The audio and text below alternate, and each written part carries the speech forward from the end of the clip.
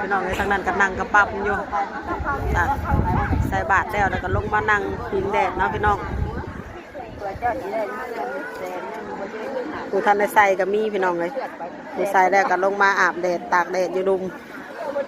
ยังหลายอยู่นะพี่น้องเลยทางเทิงผู้ยังผู้ท่านได้ใส่แล้วอยู่ยังเต็มอยู่ผู้ใส่แล้วก็ลงมานั่งอยู่ดุมก็มีนั่งพิงแดดผู้ท่านได้ใส่ก็มีผู้ใส่แล้วก็มีหนาวแห้งพี่น้องเลยมื้อนี้กับมื้อวานนี่เนาะพี่น้องพอๆกันเลย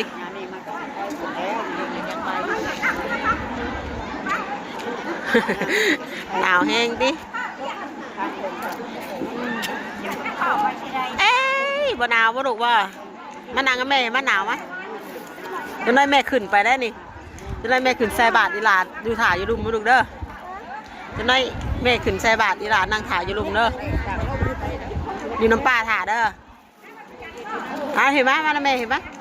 มานั่งกับแม่เหรอมียังนะกินยังกันเนี่ยกินมัน